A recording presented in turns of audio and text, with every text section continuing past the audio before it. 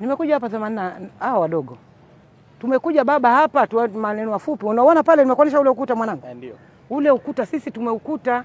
Mimi na huyu bwana tumeukuta, ule ukuta umeshajengwa. Hivi ukishamaliza eneo lako, nyuma ya eneo lingine utasema una eneo?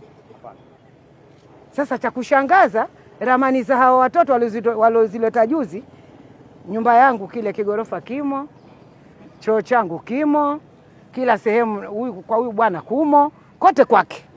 Hii barabara baba tumeikuta. Sisi tulokuja hapa tumeikuta hii barabara. Hii nyumba hapa penye hoteli hapa kulikuwa na nyumba marehemu shemeji yangu, mume wa wifi yangu. Yeye ndo alikuwa dereva wa kwanza wa ndege za serikali za ATC hizi. Yeye ndo alikuwa dereva wa kwanza. Kwa hiyo alikuwa anakaa hapa. Sasa hii barabara ipo miaka yote.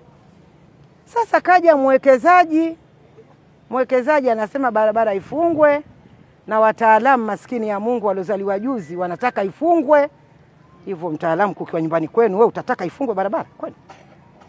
Unakuja kuthibitisha kabisa serikali tutaisimamia, serikali ndio kiongozi wa Mama Samia anatakiwa kuwa hivi. Mbele ya kadamnasi ya watu unasema tutasimamia, tutaita polisi waje wazibe kama vile pale.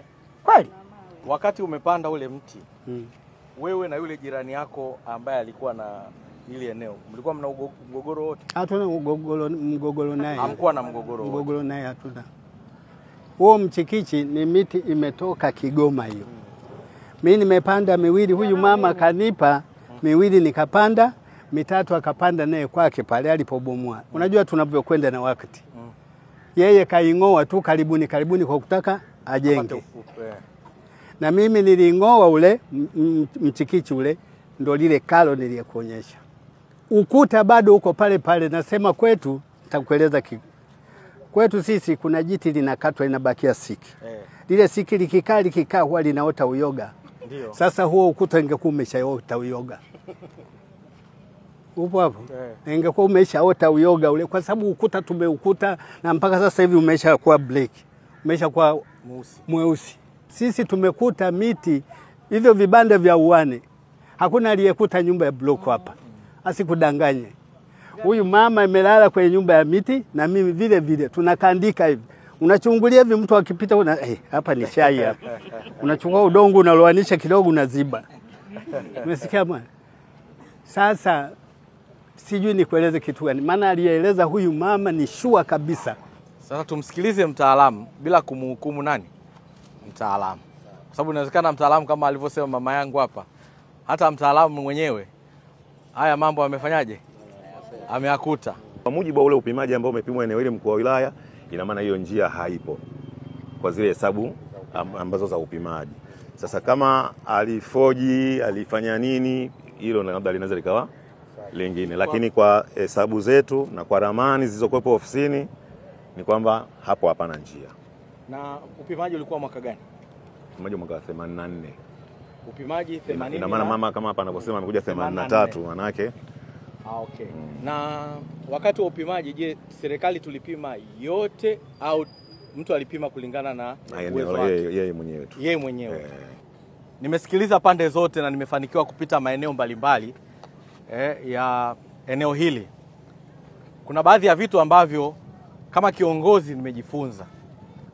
Cha kwanza ni kweli eneo hili kihistoria, kwa maelezo ya wazee na ukipita katikati, eneo hili kihistoria inaonekana halikupimwa.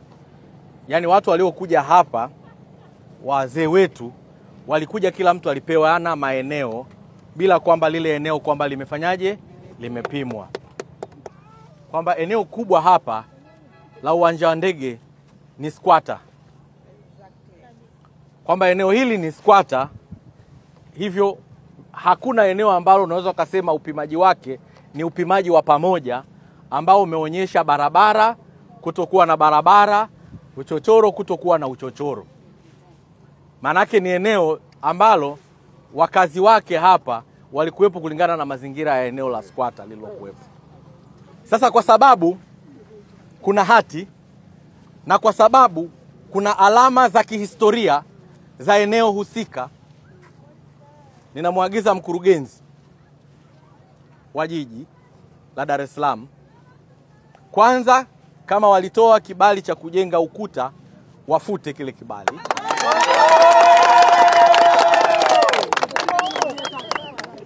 Alafu kupitia ofisi ya mkuu wa wilaya na kwa kushirikiana na mkurugenzi wa jiji la Dar es Salaam tunaenda kuangalia mchakato wa namna hati hiyo ilivyopatikana, upimaji ulivyokwenda, na sisi kushauri kwa mamlaka zingine ziamue vinginevyo endapo tutafika mahala hatujaelewana namna gani hao majirani wanatakiwa kukaa kwa amani.